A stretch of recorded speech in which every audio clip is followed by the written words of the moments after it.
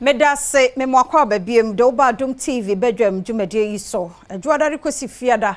5:30 de na ya base Badwam ba TV ne de enum ba 5:30 ye hyase se Badwam morning show a ye de ebramo nyom sto saa nyom nko a nyom a hu se hyenkran ti woda ho na wo no wadwuma no enye rush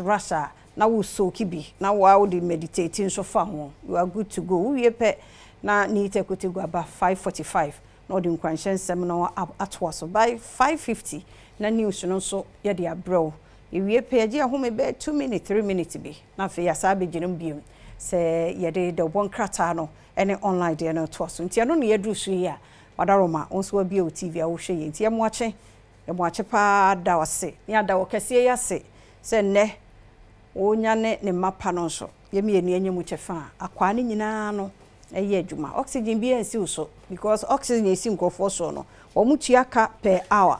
so you can imagine our bia oxygen omutua ho ka say 100 cedis kra wo de kekabom na hwe e de acha okwa na ujran ho na wo se de dana se onko so anto nhira no so many incoming Ura Benjamin Asante da akuni gira ha ukọ fie pa de ampanifo no Sante Krobia ne ho de jai owo kra ni nyina wo de be ma so abo atu ase be me na mo ache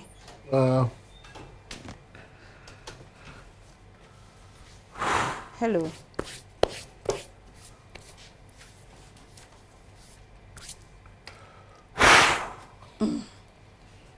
king kwa ebre ade ye ninka so what we say osre and any braba so obesre by ye ninka so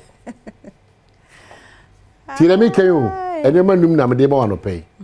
ebre ye ninka so de di kan no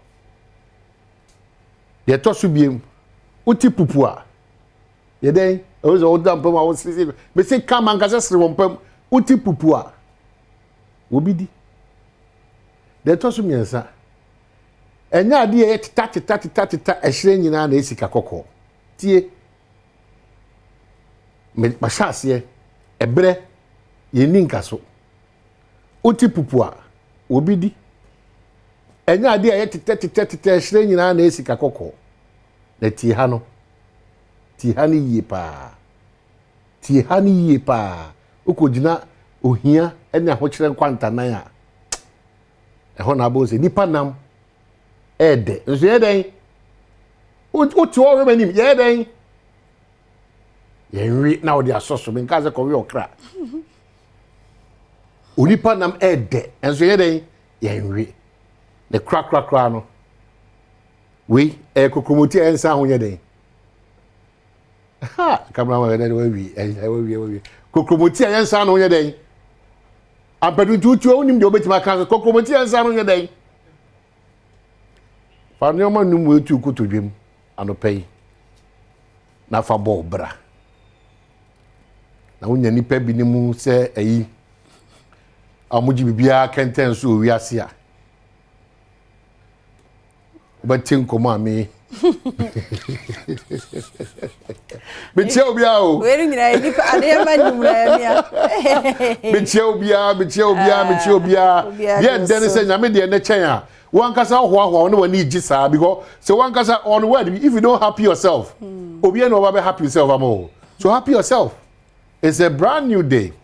And I also hwe Badwam on Adom TV multi TV so. Dey bia da fia man kwa kai say ye wie no nkura ba pa mo de dwunu ma ensi ye. Eto aso saa if say on your papa e de mamo. Ya mama chi ye ka cho say apomuden komo agokansie komo awsepe wo honom afi pensemu enso ye de bebrɛw na te se kwa na ye kwa animi minim se nsɛm dodo na atodwa na wani abre se opese wo so tie de ye koso ba anopai surprise ye de ma on say wo na abɛkyerɛ na otwi na ene day de opese nka Ghana ohunu si de si gina Ghana ye kɔ ye elections yi afutu ade be man very important also ahoboabo a de hia abato eba no de owo gidie wonimu se obetimi ama Ghana agina brane se ye reset anase ye upgrade ti san komo no ne ebedi na afenso ade bi butu baabi ehye baabi bibi pa bi koso baabi sinto bi ato baabi nye baabi a ne cameras ni betimi ho o ye camera etu be ka kire na no pay de wo hu de wo te de wo tworo de adwenkyere wo na etimi de nyina boy ho bre fia number say 03022117017027037004 0302211701702703 maintain your headline come well you try your headline na make out the daily guide the shots here Baumia Adaklu chief sign fresh deal ho nsem wo han say anafe Ghana forces so omo refute military interference claim yes hey the soldier for the ombajimo soldier for the say just had nsem kika there dey say soldier for the ombajimo enti temper daily guide dey aba 4 MPs bro haha Babin suspends parliament esi and hey and betra ha na we na obu na fiama nkometra metra fiama the hey I can't do betra esla betra hey ni na to atwa o si dia ba dey mu peja mu ni nkofie say who ko hia mesa afro say dey obi anim ti mu mu nkofie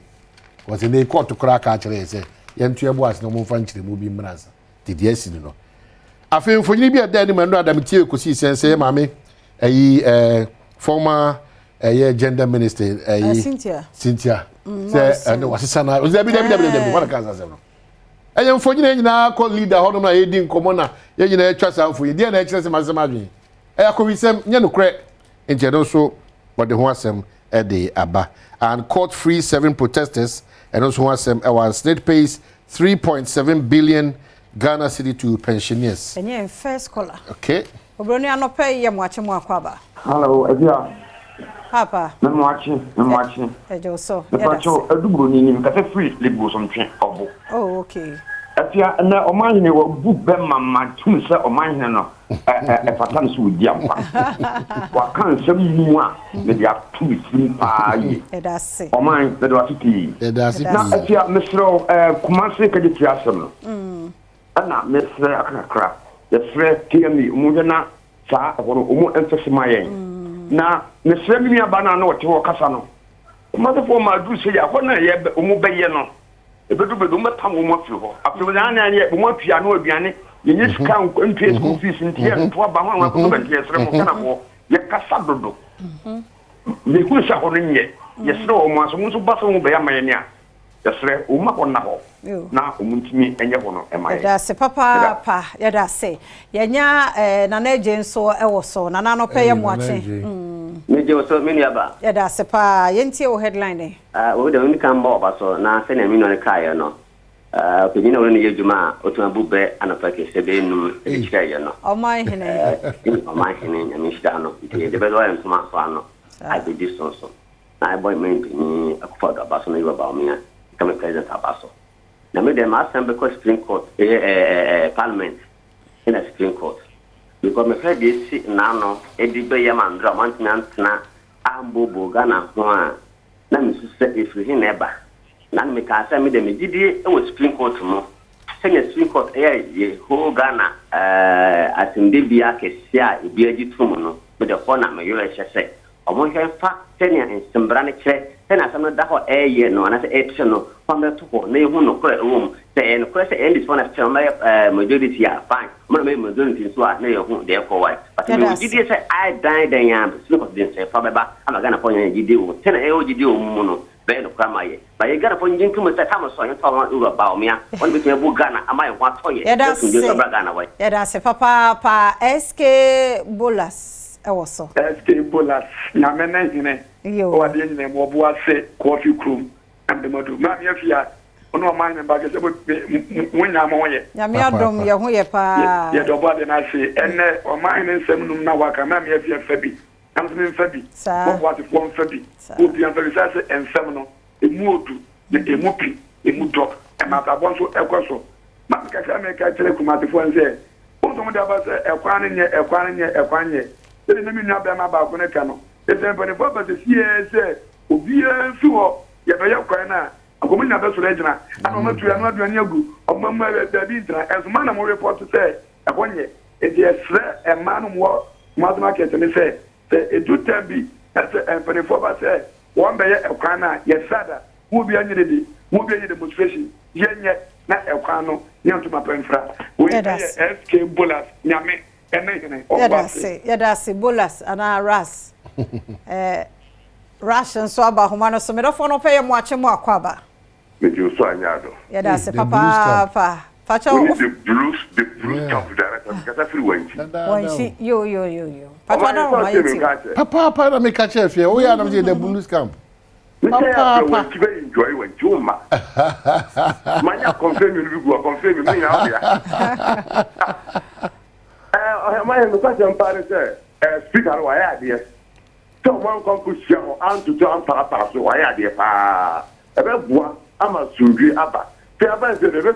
check court no ni juba na emphasis we ba Ghana na ona bo ese no oka what you in from Ghana and say ese go to go na ba so pa o ma yemi da di you pa mo bo yeah that's say I mean say course no ya wie ye fancy ha na kwabna time no dey it's all about Afenyo and I took Dr. Atuforsen and then era back beninti unyan krata odon bia bit okay nti online there no so East Legon accident yes ba ko be so ma wie ba ko no last week nti enen so Justine Agbenu ene on be crown ti awade form nyina kransie nti wo hwe a ensem no ebi ene wo animo hai Bank of Ghana so ba bechim kwabna wo next of kin no enche say automatically so on benya mfa so nti e man crofo on ye kwosesem because afi no bi obi awo ti eso de ne madi kwosese wo aha nti eho asem no washing be attendant enso na akosisi obi ama ye de no atomo no ti yenyina no so na ye mfansi ye da se papa partitu no won afre me ye so na person afre facha ye ochina nkwa hoden wo ho na ye bi etum bi mu na so waba ye koi Eric Serubodi to so de agudie ne nsem ebreye na health tips nso aba miscarriage edin komo erade mo obi a ho ban wo fa afuro nko ade a erade nkra wo ne afuro no na wo fa ho fa oba nti se bia wo kosa challenge ni mu a week mu nkomo a ye di no ni die mu a Mr. Apacho so obetie de ye na fe ye ho de ebekọ ye wie pema boatema eba ahosepe eto so de amafe nkomo bi beba semidika beba na fe pense mu ato so koso ma fide ne na Adom TV fi se wazo yi edase